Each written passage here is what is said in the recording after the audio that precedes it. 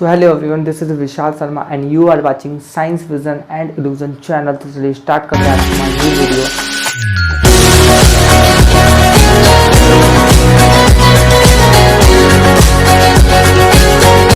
सो ये light chapter का video number second है, जिसका मैं फर्स्ट चैप्टर जो फर्स्ट वीडियो है वो फर्स्ट पार्ट में अपलोड कर चुका हूँ। ये सेकंड पार्ट है जिसमें मैं जो आपसे डिस्कस करने वाला हूँ वो है साइज ऑफ इमेज। देखिए, जब हम किसी प्लेन मिरर, देखिए अभी हम इसमें मैं हेडिंग लिखना भूल गया हूँ, लेकिन मैं आपको बता दूँ कि ये हम बात कर रहे हैं image formed by a plane mirror. क्या है? Image formed by a plane mirror, यानी कि हम उस इमेज की बात करेंगे जो कि क्या होती है, जो कि फॉर्म्ड होती है प्लेन मिरर से।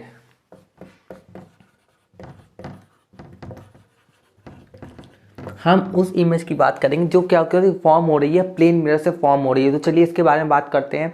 तो जो एक प्लेन मिरर होता है ना, जो आप लोग घर में देखते हैं कि जिससे आप अपना फेस देखते हैं, तो हम उसमें बात कर रहे हैं कि उसमें इमेज कैसी बनती है। ठीक है, तो सबसे के पहले क्या है, साइज ऑफ इमेज, मतलब इमेज का जो साइज है। इमेज जानते हैं आप लोग, जैसे मान लीजिए मैं एक मिरर रख दूँ, मिरर की फोटो बन के आ रही होगी आपके सामने, तो एक मिरर रखा हुआ है, अगर उसके सामने कोई पर्सन खड़ा होता है तो क्या होता है, उसकी इमेज कैसी बनती है, यानी कि उसका साइज कैसे आता है, जो इमेज का साइज है वो कैसा आता है। ठीक है, तो the image is of the same size as the object. ठीक है, तो जो ऑब्जेक्ट होगा, जो भी ऑब्जेक्ट होगा उसी की क्या होती है, जितनी बड़ी ऑब्जेक्ट होगी उतनी बड़ी ही इमेज बन के सामने आएगी। ठीक है, जितनी बड़ी ऑब्जेक्ट होगी उतनी बड़ी ही कैसी होगी, इमेज बन के सामने आएगी। जैसे मान लीजिए मैं एक ऑब्जेक्ट रख देता हूँ, ये मान लीजिए मोमबत्ती एक ऑब्जेक्ट है। ठीक है, और इसको मैंने रखा है किसी प्लेन मिरर के सामने। ठीक है, प्लेन मिरर को आप ऐसे दिखाओगे और पीछे क्या है, कोटिंग की गई है, चांदी की कोटिंग की जाती है, ताकि क्या हो,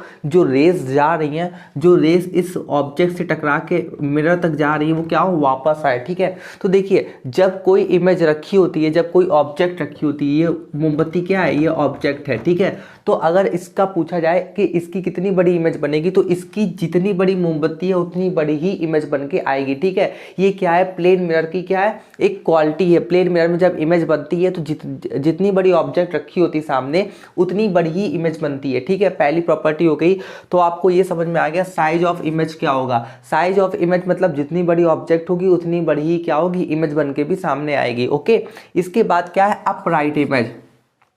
अपराइट इमेज क्या होती है, देखिए मिरर हमारे पास प्लेन मिरर ही नहीं होता है, कॉनकेव मिरर होता है, कॉन्वेक्स मिरर होता है। ठीक है, तो हम कॉनकेव मिरर और कॉन्वेक्स मिरर क्या होते हैं कि कोई ज़रूरी नहीं है। अपराइट मतलब क्या है कि जैसे मोमबत्ती रखी हुई है और हमने इसको मतलब मिरर सामने रखा और इसकी इमेज देखी, तो क्या होगी, मोमबत्ती सीधी बन के ही आएगी। आप अपना फेस जब मिरर में देखते हो तो क्या होता है, जब आप अपना फेस देखते हो तो आप जैसे सामने खड़े रहते हो वैसे उसमें भी आती है। ठीक है, लेकिन ज़रूरी नहीं कि हर मिरर में ऐसा ही हो। ठीक है, तो हम लोग कभी कभी क्या होती है, कभी कभी उल्टी इमेज बनने लगती है। आपने बहुत सारे मिरर में देखा होगा और अभी हम बात भी करेंगे आगे वीडियो में, तो आपने देखा होगा कि क्या होती है, उसमें उल्टी इमेज बनने लगती है। लेकिन प्लेन मिरर में ऐसा कुछ भी नहीं होता। प्लेन मिरर में क्या होता है, जैसी ऑब्जेक्ट रखी होती है वैसे उसकी सीधी इमेज बन जाती है। ठीक है, थोड़ा चेंजमेंट होता है, लेकिन अभी क्या होती है, बिल्कुल सीधी इमेज बनती है। तो हमारा सेकंड पॉइंट वही लिखा हुआ है, अपराइट इमेज, मतलब सीधी सीधी इमेज ही वहाँ पे बन जाती है। और क्या होती है, सेम साइज की होती है। मान लीजिए अगर ऑब्जेक्ट क्या है, 5 सेंटीमीटर की है,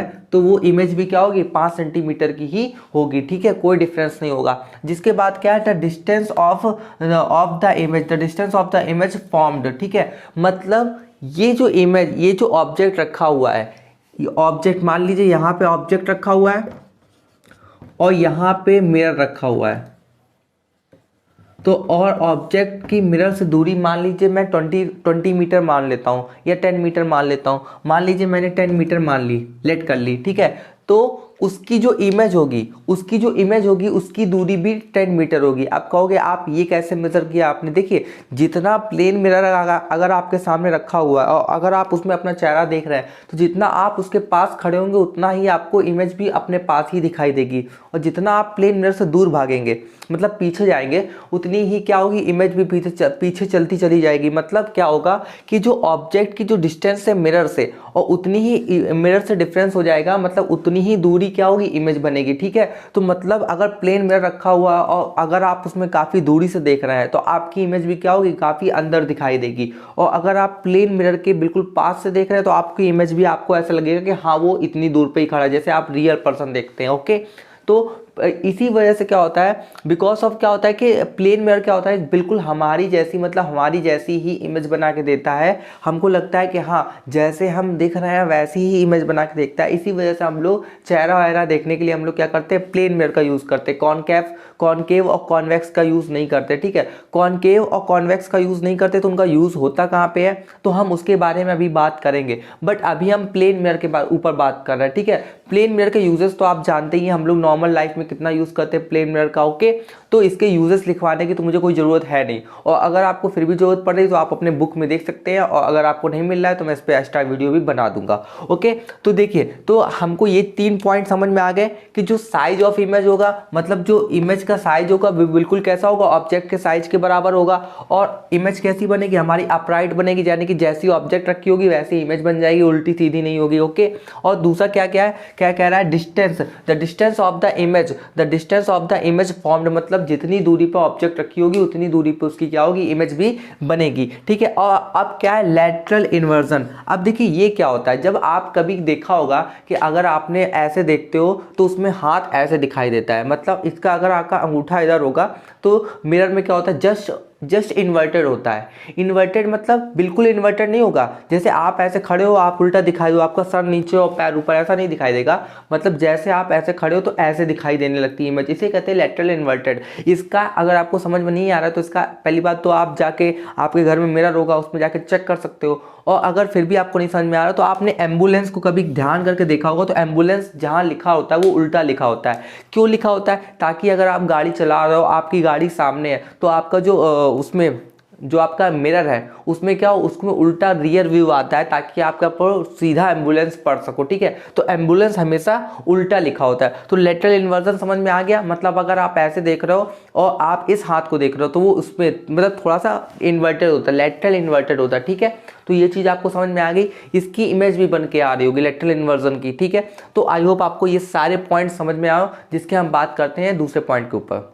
तो चलिए अब बात करने वाले हैं टाइप ऑफ रिफ्लेक्शन के बारे में, कि हमने रिफ्लेक्शन के बारे में ऑलरेडी बात कर ली। अगर आपने मेरा फर्स्ट वीडियो नहीं देखा है तो आप देख लीजिएगा, उसमें मैंने रिफ्लेक्शन के बारे में, लॉ ऑफ रिफ्लेक्शन के बारे में मैंने पूरा बता दिया है, पूरा डिस्क्राइब कर दिया है कि रिफ्लेक्शन क्या होता है, रिफ्लेक्शन, लॉ ऑफ रिफ्लेक्शन क्या होता है, मैंने पूरा डिस्क्राइब कर दिया है। अब हम बात करने वाले हैं कि ऑल द सरफेस, मतलब जितने भी सरफेस होते हैं वो क्या करते हैं, लाइट का रिफ्लेक्शन करते हैं। रिफ्लेक्शन आपको पता है, अगर आपको नहीं पता है तो मैं थोड़ा सा समझा देता हूँ। जैसे लाइट आ रही है, आप मिरर देखते हैं और मिरर में जैसे ही लाइट आती है और टकरा के वापस चली जाती है, यानी कि बाउंस बैक हो जाती है। लाइट का ज़्यादातर जो पार्ट होता है वो बाउंस बैक हो जाता है, इसी को रिफ्लेक्शन कहते हैं, ठीक है। तो हम क्या देखते हैं, ऑल द सरफेस क्या करते हैं, रिफ्लेक्शन को शो करते हैं। मतलब जितने भी सरफेस आप अपने आसपास देख रहे हैं वो सभी क्या करते हैं, रिफ्लेक्शन को शो करते हैं, ठीक है। यानी कि लाइट को बाउंस बैक करते हैं, लाइट को वापस भेजने का काम सारे सरफेस करते हैं। तो लाइट द इमेज फॉर्म्ड, तो जो इमेज फॉर्म होती है, ठीक है, जब सारी सरफेस क्या करते हैं, रिफ्लेक्टेड करते हैं, किसको रिफ्लेक्ट करते हैं, लाइट को रिफ्लेक्टेड करते हैं, तो द इमेज फॉर्म्ड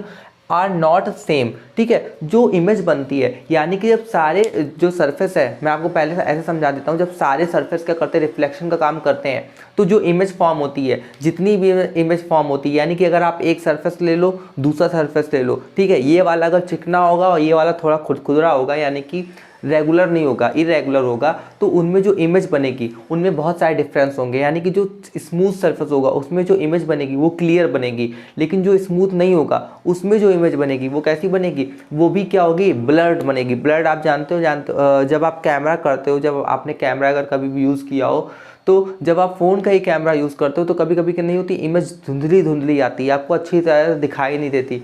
तो ऐसा क्यों होता है, तो हम इस पे बात करते हैं कि ऐसा होता क्यों है। हम उसको क्या कहते हैं, लाइट चैप्टर के अंदर समझते हैं कि आखिर क्या होता है जिसके अकॉर्डिंग ऐसा होता है। तो मैंने क्या बताया था, all surface reflect light, the image formed are not same of image are blurred, ठीक है। Some of image are blurred and some of the image are very clear. मतलब कभी कभी तो इमेज क्या होती है, जब स्मूथ सरफेस होकर जाती है तो इमेज कैसी होती, बहुत ज़्यादा क्लियर बनती है, यानी कि हमको अच्छी तरह सब कुछ दिखाई देता है। बट कभी कभी इमेज कैसी होती, ब्लर्ड होती है, मतलब हमको कुछ भी दिखाई साफ साफ नहीं देता है। तो ऐसा कब होता है, देखिए दो केसेस बन रहे हैं, केस नंबर 1 और केस नंबर बी, ठीक है। केस नंबर ए या 1 बोल दीजिए, या केस नंबर बी या 2 बोल दीजिए, ठीक है। अब हमने क्या किया है, दोनों जगह क्या किया है, सरफेस का डिफरेंस कर दिया है। ठीक है, मैंने यहाँ पे क्या ले लिया, स्मूथ सरफेस ले लिया है, और यहाँ पे आप देख लीजिए कैसा सरफेस है, रफ सरफेस है। ठीक है, सरफेस कैसा है, रफ सरफेस है। अब देखिए लाइट तो सेम पड़ती है, लाइट को तो मैंने आपको बता चुका था कि वो सीधी लाइट में ट्रैवल करती है, लाइट में तो कोई डिफरेंस नहीं होगा। तो हमने क्या किया, इस पे लाइट की रे को चलाया और इस पे भी लाइट की रे को चलाया। देखिए स्मूथ सरफेस है, हमें क्या पता है ये क्या है, स्मूथ सरफेस है। ठीक है, जब स्मूथ सरफेस पर क्या होती है, लाइट गिरती है, लाइट फॉल्स। ठीक है, जब इस पर लाइट गिरती है तो क्या होती है, द बीम ऑफ लाइट। अब देखिए इसमें बहुत सारे रे का क्या है, ग्रुप है, तो क्या है, ये बीम ऑफ लाइट है। क्या है, बीम ऑफ लाइट है। बीम ऑफ लाइट हम आपको ऑलरेडी समझा चुके हैं। तो बीम ऑफ लाइट जब इस सरफेस पर क्या होती है, देखिए गिर रही है ना, ऐसे ऐसे गिर रही है कि नहीं गिर रही है, देखिए एरो दिखा रहा है कि नीचे गिर रही है लाइट। ठीक है, जब बीम ऑफ लाइट इस सरफेस पर गिरती है तो देखिए क्या होता है, रिफ्लेक्ट। तो क्या हो जाती है, रिफ्लेक्ट हो जाती है। मैंने आपको बताया था बाउंस बैक होना, यानी कि देखिए सारी रे क्या होगी, वापस हो गई कि नहीं हो गई है। और ऊपर की तरह एरो लगा हुआ, आप भी पेपर में जब ऐसे फिगर बनाएंगे तो ऐसे ही बनाएंगे। ठीक है, तो सारी जो रेज हैं वो क्या होगी, रिफ्लेक्ट हो गई हैं। और रेगुलर रिफ्लेक्शन, क्योंकि ये देखिए रेगुलर सरफेस है, इसको जो स्मूथ सरफेस होता है उसे हम लोग रेगुलर सरफेस कहते हैं। तो देखिए रेगुलर रिफ्लेक्शन हुआ है, जिस रिफ्लेक्शन में जितनी भी रे हैं, ये सारी रे ये क्या है, पैरेलल है। पैरेलल आप समझते हैं, पैरेलल क्या होता है, पैरेलल वो होता है जैसे अगर मैं दो लाइन खींचूं तो दो लाइनों के बीच में दूरी जो होगी, हमेशा जो दूरी होगी वो क्या होगी, बराबर होगी। यानी कि अगर ऐसी दो लाइन में ऐसे खींचूं तो इनके बीच में जो दूरी होगी वो हमेशा बराबर होगी। अब मैं चाहे इनको कितना भी बढ़ा दूं तो ये आपस में कभी भी मिलेंगी नहीं, इसको पैरेलल कहते हैं। लेकिन अगर वही मैं ऐसी लाइन खींच दूं तो ये पैरेलल है, नहीं ये पैरेलल नहीं है, क्योंकि अगर मैंने इस लाइन को और बढ़ाया तो क्या कर देगा, ये कट कर देगा। पैरेलल लाइन वो लाइन होती है जो कभी भी आपस में कट नहीं करती। जैसे क्या है, मान लीजिए ये लाइन है, इसको चाहे मैं कितना भी आगे खींचूं ये कभी भी क्या करेगी, कट नहीं करेगी। ठीक है, तो अब आप यहाँ पे देखिए जितनी भी लाइनें सब क्या है, पैरेलल है, यानी कि कोई किसी लाइन को कट नहीं कर रही, पैरेलल लग रही है। और देखिए आप भी इमेज देखिए, इस वाली इमेज से इस वाली इमेज को कंपैरिजन कीजिए तो ये वाली इमेज ज़्यादा अच्छी लग रही है आपको देखने में। तो ये क्या होता है, क्लियर इमेज बनाती है, क्योंकि सारी लाइन क्या होती है, यूनिफॉर्म वे में क्या होती है, डिजाइन होती है। मतलब क्या होती है, एक दूसरे से देखिए सब कोई किसी से लड़ नहीं रही है, बिल्कुल आराम से आ रही है सारी पैरेलल होके, और सारी पैरेलल लाइन ही यूनिफॉर्म वे में चली जा रही है। ठीक है, तो ये क्या होती है, ये पैरेलल इमेज, देखिए लिखा भी हुआ है parallel image. Okay, parallel image formed and image formed is clear. तो जो इमेज बनती है वो क्या होती है, बहुत ही ज्यादा क्लियर वे में बनती है। ठीक है, वहीं अगर मैं इरेगुलर सरफेस ले लूं, यानी कि क्या करूं, खुदरा रफ सरफेस ले लूं, तो रफ सरफेस में आप देखिए लाइट तो वैसे ही गिर रही है। देखिए अगर आप लाइट हम किसी भी सरफेस पर गिराते हैं, मैंने रिफ्लेक्शन पढ़ा चुका था, लॉ ऑफ रिफ्लेक्शन भी बता चुका था कि जब हम किसी भी सरफेस पर लाइट को ऐसे गिराते हैं, जब हम लाइट उस पर फॉल्स करेंगे तो वो क्या होगा कि उसमें अगर हम उसको एंगल को देखें तो एंगल आई यानी कि एंगल ऑफ इंसिडेंट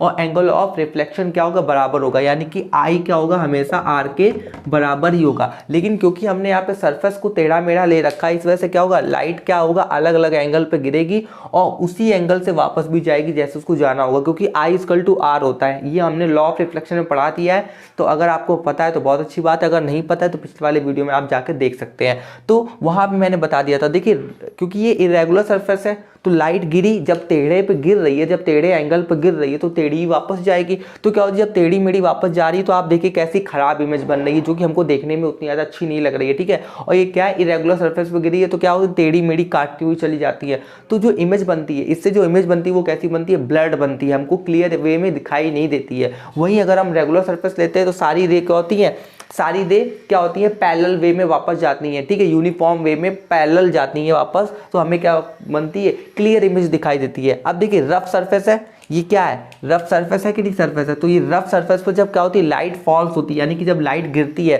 तो द बीम ऑफ लाइट, जो बीम ऑफ लाइट होता है वो क्या होती है, रिफ्लेक्ट होती है, ट्रैवल इन रैंडम डायरेक्शन, मतलब किसी भी डायरेक्शन में क्या होती है, ट्रैवल करती है। और this is called diffuse direction, या इसको डिफ्यूज रिफ्लेक्शन भी कह सकते हो आप लोग। ठीक है, तो इमेज जो बनती है वो कैसी बनती है, ब्लर्ड बनती है। ठीक है, तो आपको ये टॉपिक में भी समझ में आया होगा, नहीं समझ में आया तो आप मुझको कमेंट करके जरूर बताइएगा।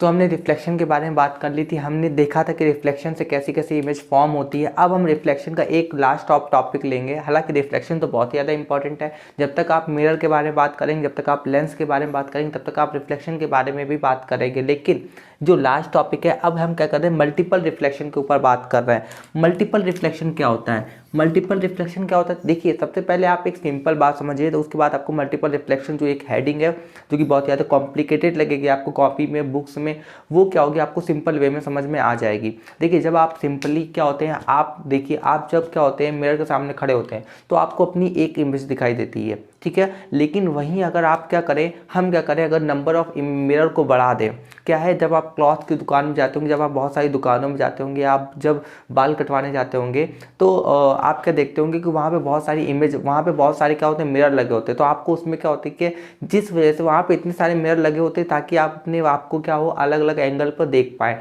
भाई आप अगर अपने आप को देख रहे हैं तो आप जब भी मिरर में देखेंगे तो आपको पीछे वाला साइड नहीं दिखाई देता ना, आपको सब सिर्फ उसमें आगे वाला साइड ही अपना दिखाई देता है। तो क्या हो कि अगर आपको पीछे वाला साइड भी देखना हो तो जब आप बार्बर की दुकान में जाते होगे तो आप क्या देखते होगे कि उसके पीछे भी क्या होता है, एक मिरर लगा होता है। देखिए क्या अब वहाँ पे एक इमेज बन रही है? नहीं, एक इमेज नहीं बन रही है। क्यों नहीं बन रही है? देखिए एक तो आपके सामने जो मिरर लगा हुआ है, ठीक है, वहाँ पे आपका क्या हो रहा है, आपकी इमेज उस पर बन रही है मिरर के ऊपर।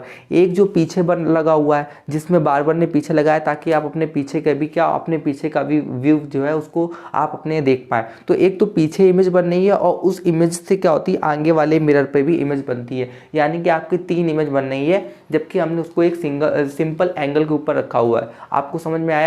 एक सिंपल वे है जहां मतलब आप गए हैं, मान लो एक बार्बर की दुकान पे गए हैं आप, तो वहां पे क्या है एक आगे मिरर रखा हुआ है, ऐसे ऐसे मिरर रखा हुआ है।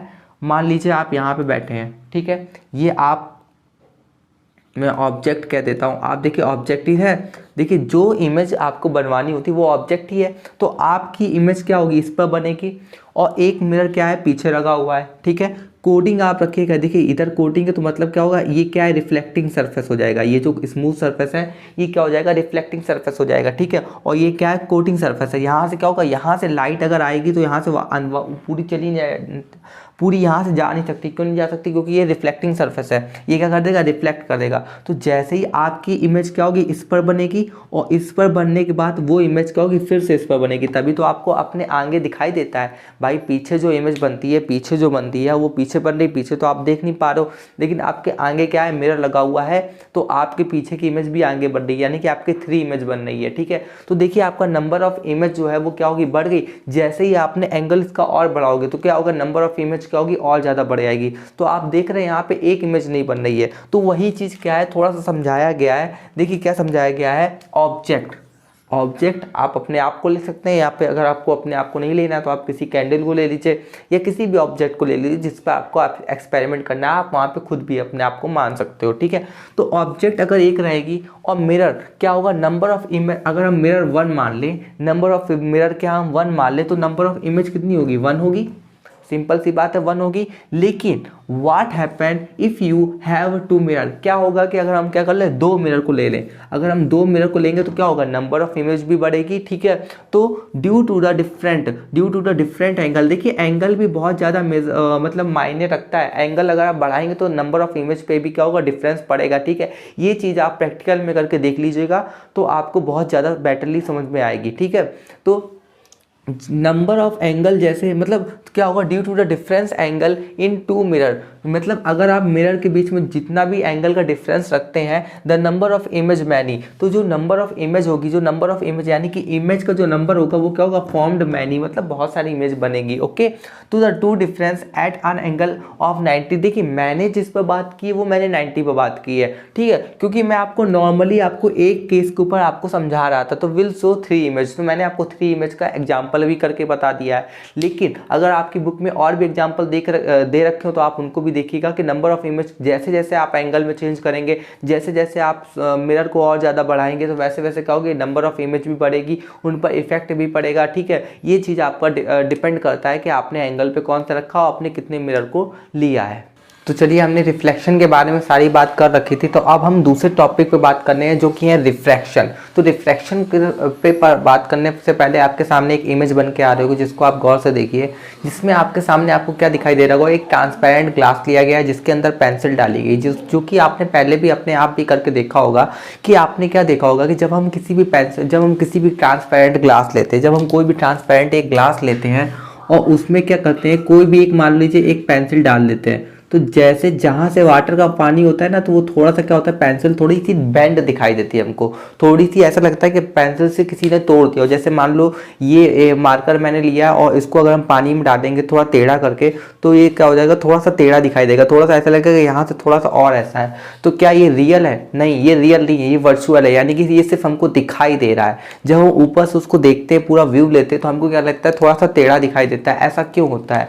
तो ऐसा होने का जो सबसे बड़ा रीजन है वो है रिफ्रैक्शन। तो रिफ्रैक्शन क्या होता है, चलिए इसके बारे में बात करते हैं, और रिफ्रैक्शन क्यों होता है इसके बारे में भी बात करते हैं। देखिए, जब भी लाइट ट्रैवल करती है, तो जब भी लाइट ट्रैवल करती है तो उसको देखिए, उसके बीच में क्या होती है, कुछ प्रॉब्लम्स भी आती रहती है। जैसे अगर आपको मैं गाड़ी चलाने को कहता हूँ, एक खाली रोड अगर आपको देता हूँ, तो आप क्या करोगे, ज़्यादा स्पीड में गाड़ी चला सकते हो क्योंकि बिल्कुल खाली ही रोड है। लेकिन अगर वहीं मैं उस रोड को पूरा ट्रैफिक से फिल कर दूं, तो क्या आप गाड़ी तेज चला पाओगे? नहीं, आप गाड़ी तेज नहीं चला पाओगे, आप उसकी स्पीड थोड़ी कम करके चलाओगे। क्यों? क्योंकि बीच में ट्रैफिक है, आपके लोगों से टकराने की जो उम्मीद है, वो जो क्वांटिटी है, वो थोड़ी ज़्यादा बढ़ जाती है। तो आप क्या करोगे, तो गाड़ी को स्लो कर लोगे। वैसे ही क्या होती है, लाइट होती है, जब लाइट वैक्यूम में ट्रैवल करती है तो क्या होती है, उसकी स्पीड बहुत ज़्यादा होती है। वैक्यूम क्या होता है, जहाँ पे कोई भी मीडियम नहीं होता, ना वहाँ एयर होता है, कोई भी मीडियम नहीं होती। जब एयर नहीं होगी तो कुछ भी नहीं होगी।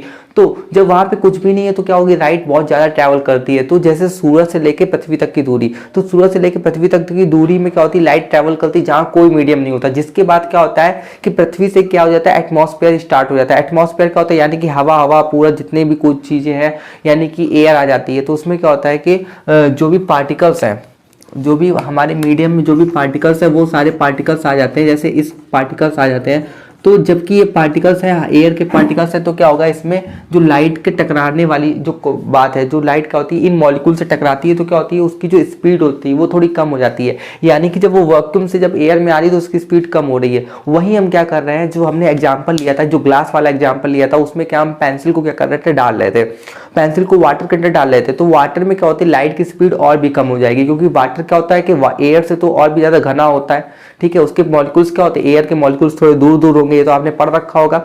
और जो वाटर के मॉलिक्यूल्स होंगे वो थोड़े क्या होंगे, बहुत ज्यादा पास पास होंगे। तो जब लाइट क्या होगी, एयर से क्या होगी, वाटर में एंटर करेगी, तो क्या होगी, उसकी स्पीड कम हो जाएगी। उस स्पीड कम होने की वजह से क्या होता है, जब स्पीड कम हो जाती है तो लाइट क्या होती है, थोड़ी सी अपना जो डायरेक्शन होती है, यानी कि मान लो लाइट ऐसे जा रही है, तो उसकी जो डायरेक्शन है वो थोड़ी सी क्या हो जाती है, मुड़ जाती है। ठीक है, थोड़ी सी डायरेक्शन मुड़ जाती है। इसी वजह से वो जो पेंसिल होती है हमको क्या होती है, टेढ़ी दिखाई देती है। तो अब आपको थोड़ा बहुत समझ में आया होगा। तो चलिए हम इसको एक थ्योरी वाइज भी देख लेते हैं कि इसको कैसे लिखेंगे हम लोग। तो देखिए, take a water in of a transparent glass. देखिए, आप क्या लीजिए, वाटर को लीजिए, take a water in a transparent glass. Transparent मतलब जिसके आर पार देखा जा सके।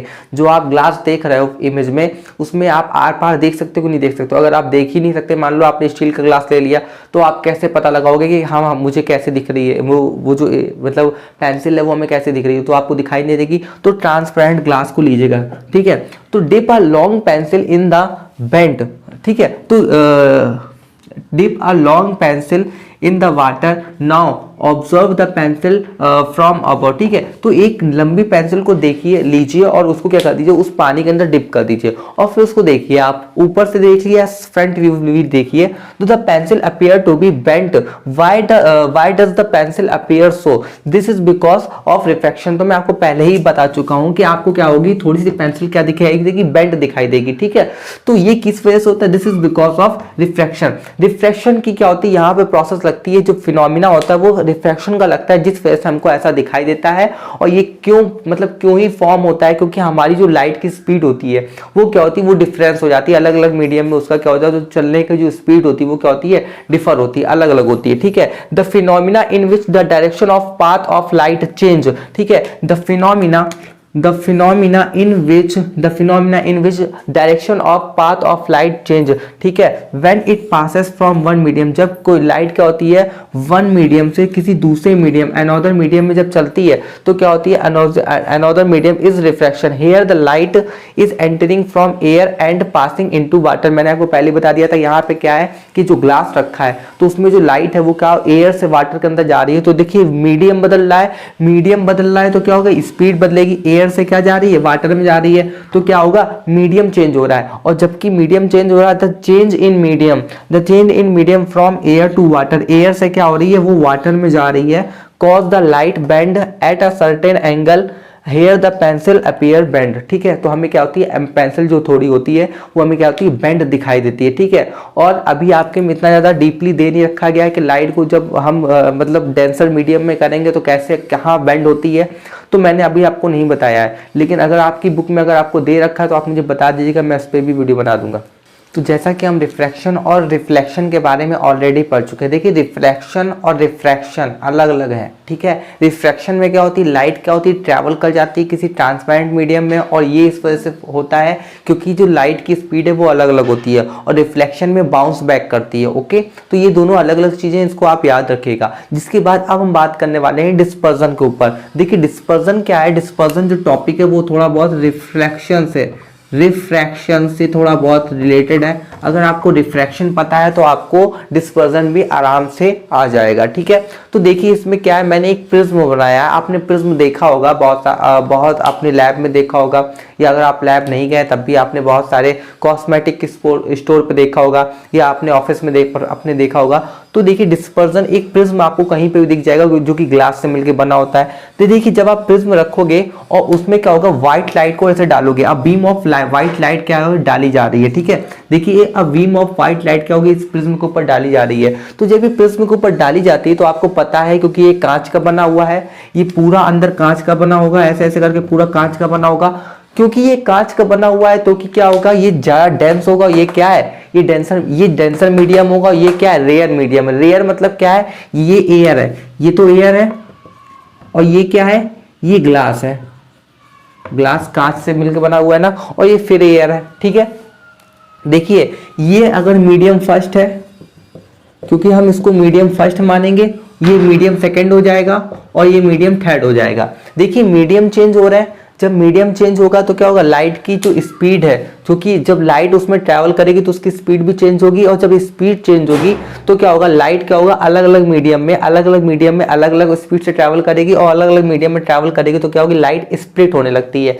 यानी कि लाइट अपने 7 कंपोनेंट में टूटने लगती है। और आपको पता होगा व्हाइट लाइट में क्या होती है, 7 लाइट होती है, violet, indigo, blue, green, yellow, orange और रेड। क्योंकि क्या होता है कि जब ये डिफरेंट मीडियम में, क्योंकि जब ये इसका मीडियम चेंज होता रहता है तो क्या होगा, व्हाइट लाइट क्या होगी, अपनी मीडियम, अपनी जितने भी कंपोनेंट है उसमें स्प्लिट हो जाती है, टूट जाती है। तो देखिए वही हो रहा है, जैसे लाइट गई कांच के अंदर गई तो क्या होगी, थोड़ा सा डिफरेंस अलग हो गई, ठीक है। और अलग होने के बाद क्या हुआ, देखिए जब ये बाहर निकलती तो थोड़ा क्या होता है, थोड़ा सा ये क्या होती है, बेंड हो जाती है। और देखिए ये क्या होती है, 7 पार्ट में मतलब बट जाती है, स्प्लिट हो जाती है। देखिए वायलेट, सबसे पहले violet, indigo, blue, green, yellow, orange और रेड, जिसे आप लोग विबग्योर के नाम से याद करके रखते हो, ठीक है। इसे हम लोग विबग्योर करके याद कर सकते हैं, और इसी को क्या कहते हैं, डिस्पर्जन कहते हैं। देखिए white light split into 7 colour, white light क्या हो गई है, स्प्लिट हो गई, मतलब विभक्त हो गई है, कितने में, 7 कलर में विभक्त हो गई, ठीक है। जिसको हम लोग क्या कहते हैं, ग्लास प्रिज्म के जरिए हम लोग क्या कहते हैं, आर्टिफिशियल रूप में बना सकते हैं।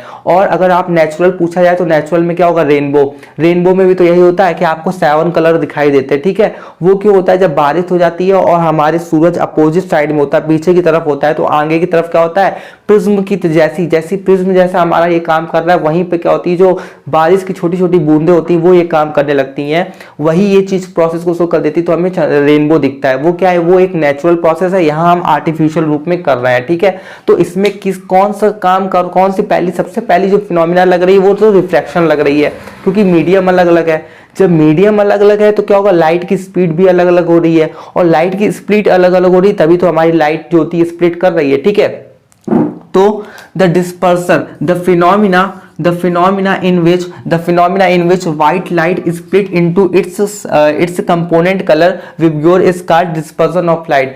तो क्या होगा, उस फिनोमिना को इन विच व्हाइट लाइट क्या कर रही है, स्प्लिट कर रही है, स्प्लिट मतलब टूट रही है, ठीक है, इनटू इट्स कंपोनेंट, अपने कंपोनेंट में टूट रही है। कलर, इसके कलर कितने, VIBGYOR, violet, indigo, blue, green, yellow, orange और रेड, ठीक है। इस कॉल्ड डिस्पर्जन ऑफ लाइट, इसी को क्या कहते हैं, डिस्पर्जन ऑफ लाइट कहते हैं, ठीक है। इसी चीज को क्या कहते हैं, डिस्पर्जन ऑफ लाइट कहते हैं। The band of light produce by splitting of white light is called spectrum, ठीक है। जो बैंड बन के हमारा तैयार होता है, जो लाइट का बैंड बन के तैयार होता है, produce by splitting of white light, क्योंकि जब हमारी व्हाइट लाइट है वो क्या करती है, जब स्प्लिट करती है तो जो बैंड बन के तैयार होता है, उसे हम क्या कहते हैं, स्पेक्ट्रम कहते हैं। तो चलिए एक बार फिर से देख लेते हैं डिस्पर्सन होता क्या है। क्योंकि जब हम एक ग्लास का प्रिज्म लेते हैं, क्योंकि ये ग्लास का प्रिज्म है तो मीडियम चेंज होता है, मीडियम चेंज होता है तो हमारी रिफ्रैक्शन की प्रोसेस काम करने लगती है। रिफ्रैक्शन क्या कहता था कि जैसे जैसे मीडियम चेंज होगा वैसे वैसे क्या होगी, लाइट की स्पीड हर एक मीडियम में अलग अलग होगी, कांच में अलग होगी, पानी में अलग होगी, ग्लास में अलग होगी, हर चीज में अलग अलग होगी, ठीक है। तो जिस वजह से हमारी जो लाइट की है स्पीड अलग अलग होती है, तो वो क्या हो जाता है अपने 7 कलर में क्या हो जाता है, डिवाइड हो जाता है। और जो उसकी 7 कलर में डिवाइड होने की जो प्रोसेस होती है, जो फिनोमिना होती है, उसे ही हम डिस्पर्सन कहते हैं। और जो बैंड बनाती है उसे हम स्पेक्ट्रम कहते हैं, ठीक है। तो आई होप आपको ये पूरा टॉपिक समझ में आया हो।